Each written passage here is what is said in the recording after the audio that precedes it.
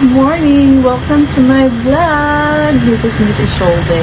And yeah, ngayon lang ako nag-vlog ulit guys, di ba? Medyo busy sa work, kailangan mag-focus, right? So, pero nagbabasa pa rin ako still. Pero ngayon, i-update ko lang kayo kung ano yung babasahin ko. For the month of June, this is my PBR for the month of June. So yeah, let's do this guys.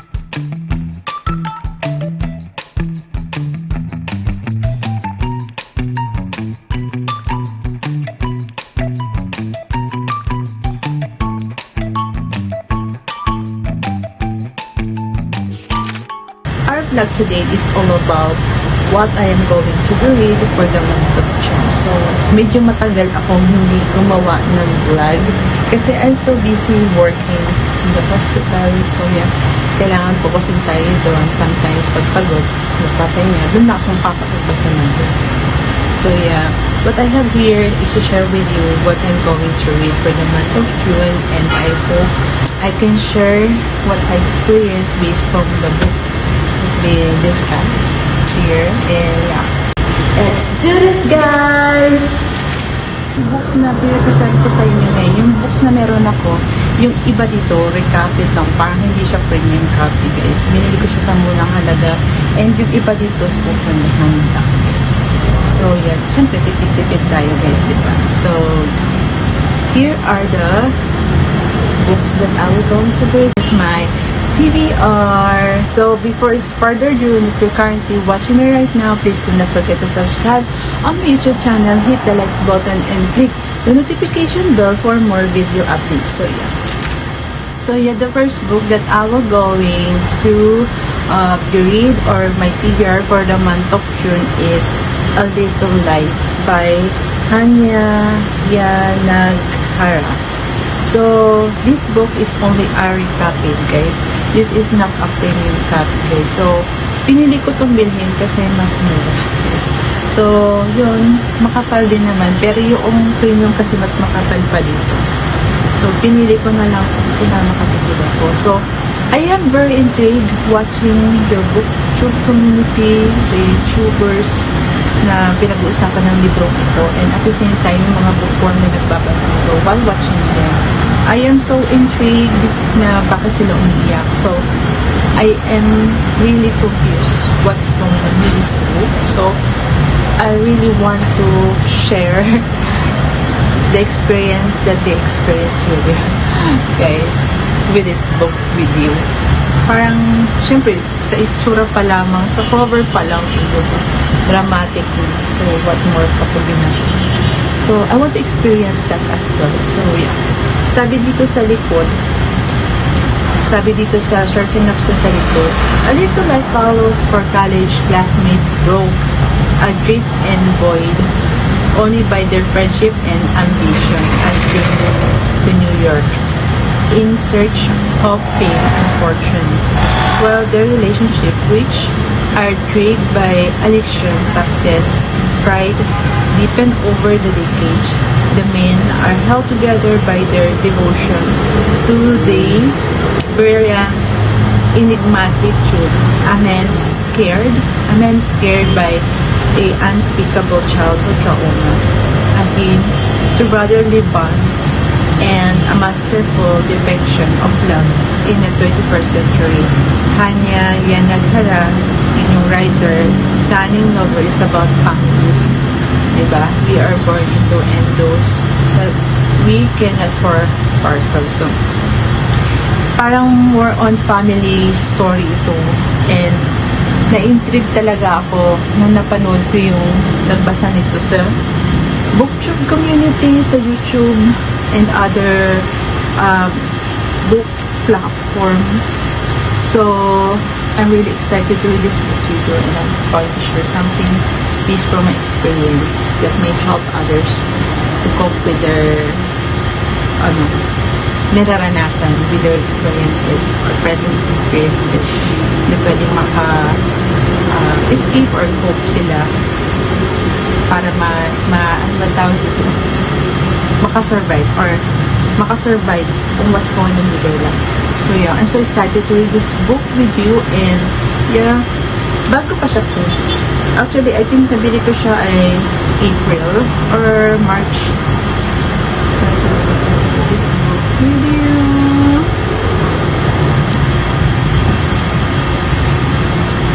So the next book that I will going to read for the month of June as part of my TBR is, nakita nyo na ito.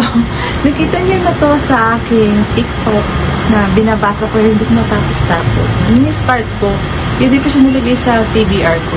Pilit kong ini-start pero hindi ko ma-start.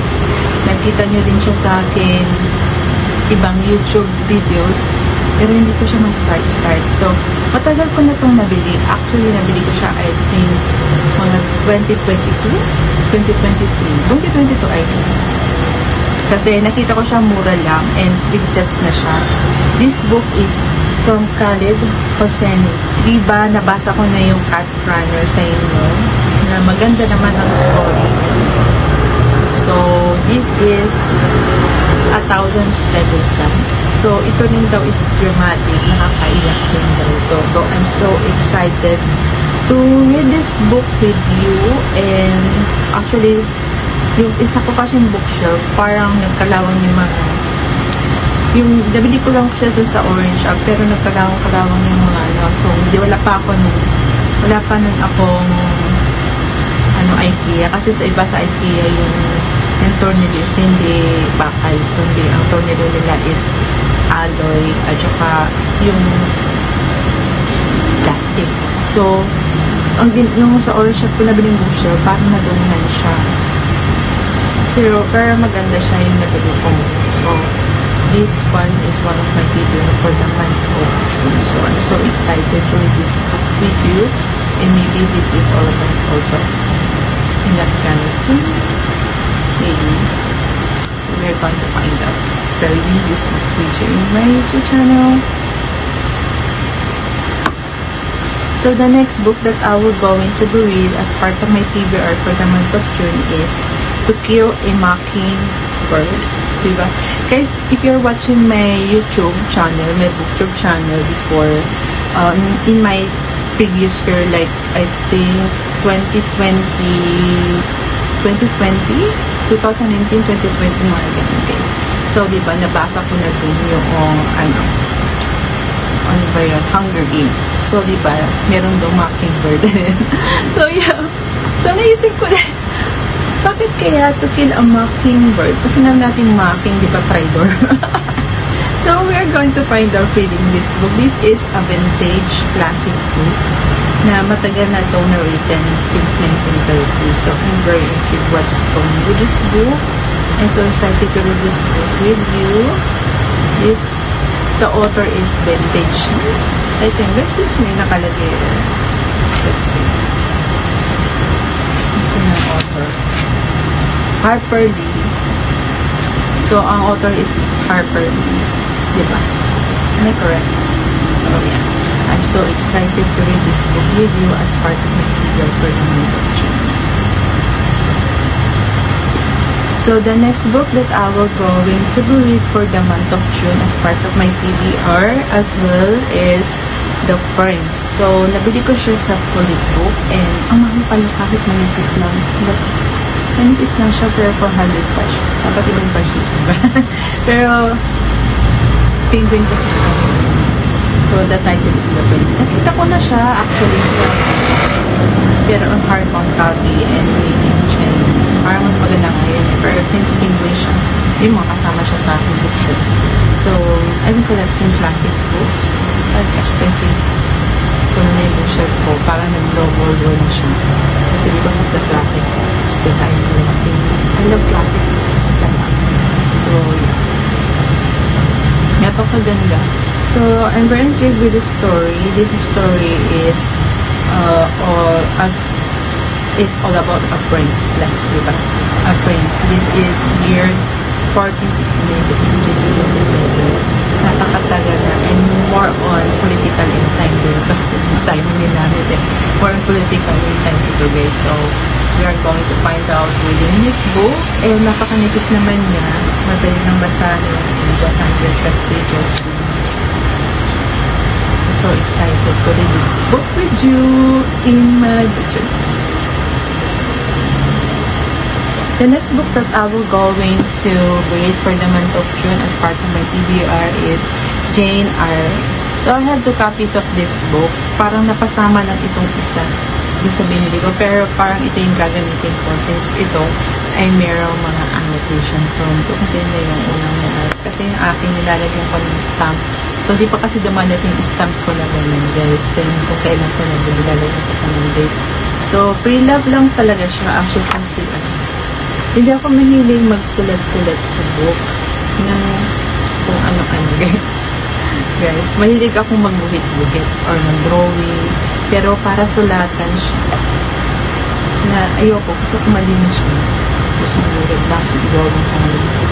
So, this is from the Bronte sister, 19th century pa.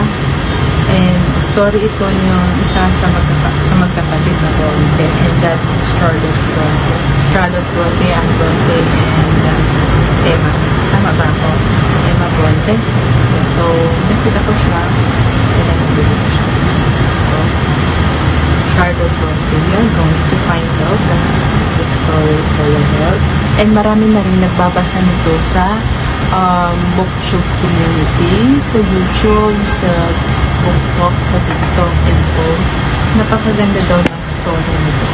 So, this is a classic book based from 19th century and written by Charlotte Bronte, one of the Bronte sisters.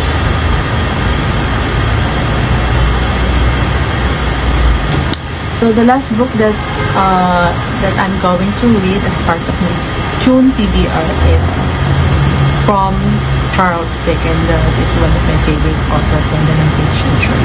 So, actually, nabili ko tong book na to. Murang halaga lang. I think this is 35 peso. I forgot. But, nabili ko siya. Pumunta ako sa books sale. And then, nakita ko siya nakasingit na.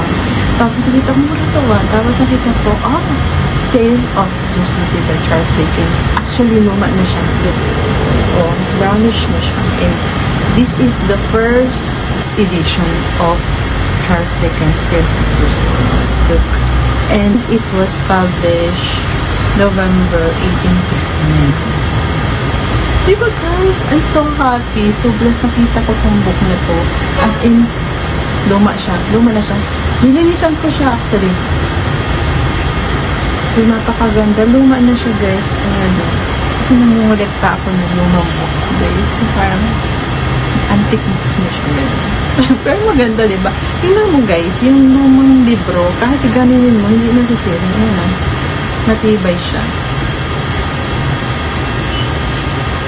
Maganda siya. So, I'm so excited to read this book with you, together with other books. I'm so excited to read this book with you by Charles Dickens, one of my favorite authors. So,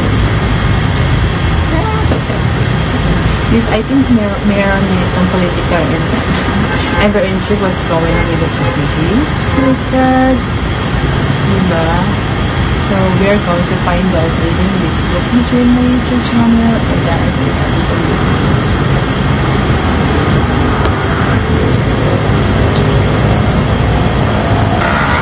So here are the books that I am going to read for the month of June.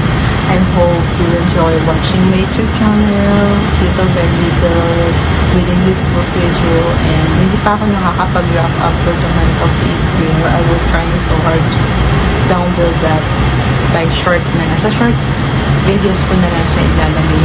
Hindi na ako magagawa ng mahahaba kasi short na bits from brief lang, summary of problems from what I understand from the book and sharing something little based on my experience. And this book is one of my comfort, and especially when working in the hospital. syempre pag pagod ka, ito lang talaga yung kasama ko dito, guys. So, yeah. And books can make me happy as well. So, by wondering and imagining what's going on with the story, and as you can see, yung mga places na sinasabi dito, ang ganda, ang ganda. Napapasaya niya ako. I'm so excited and happy to share these books with you in my YouTube channel. So, that's all my figure for the month of June. Encourage everyone to read book as well, especially in times of hard times. Guys, because sometimes this is a therapeutic place, diba? May mga places na hindi tayo nabubukan through book. Nakakarating tayo doon. Tapos pag nabasa tayo ng mga ganito pa rin nangyari sa 19th century. So, yeah. At marami pa tayong matututunan sa book. I'm so happy reading this book. Kaya nagtataka bakit marami akong book. Kasi, dito sa pagbabasa ng book, dito ako nag-move on. Dito ako nag-hold on. Dito ako natuto. At dito ako, guys, dito ako makapit, guys, din sa mga books ko, guys. I'm so happy.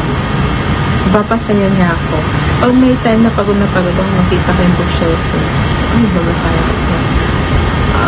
Masaya. Hindi kasi ako taong pasyalerang tao. Like, pag day off, pag sweldo, yung papasyal, ganyan, gagastos. Book lang pinakagastos sa ako, guys. Mas gusto ko book. So, yeah, gusto ko books talaga, guys. Sorry sa aking, camera, ba't nagagano.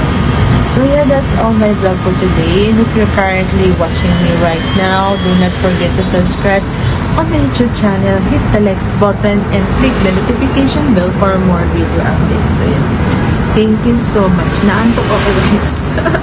So, yeah, that's all. This is Miss Isolde.